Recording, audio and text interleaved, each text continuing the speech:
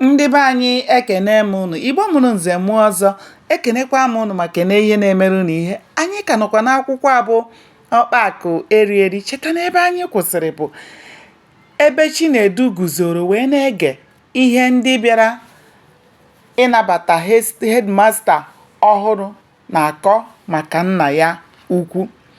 Ụlọ akwụkwọ ezigara Akụbụzọ buru oke ibu, bụrụkwa otu n'ime ụlọ akwụkwọ ndị eji anya isi n'ala anyị. O jedebere na klaasị nke 6 ma ọ na-ewu ewu karịa kọleji ụfọdụ. Ndị nkụzi na-anọ na ya na-akarị 30. Ụmụ akwụkwọ bụ aja. Otu klaasị na-enwe ndị nkụzi 5 ma ọ bụ 6 n'ihi na ekechara klaasị ọbụla n'otu a na-akpọ Efe.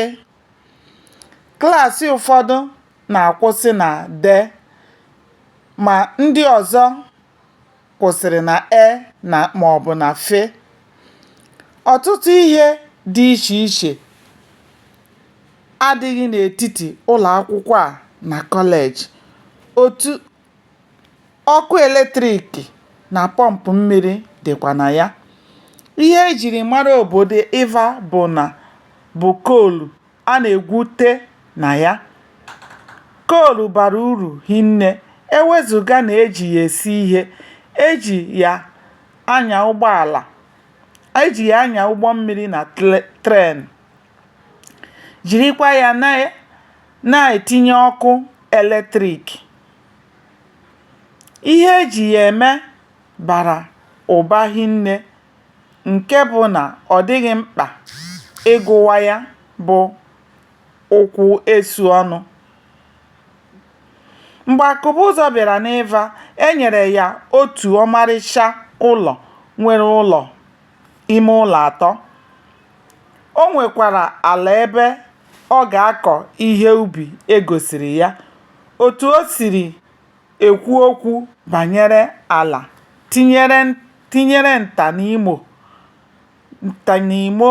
o buru bịa mere ka ndị mmadụ jụrịtawa onwe ha ma ọ bụkwa onye nkụzi ka e wetara ha ka ọ bụ onye ọrụ ugbo. Ka ebidosiri akwụkwọ n'afọ ahụ, Akụbụzọ gara Abangwu ịkwara ibu ya fọdụrụ.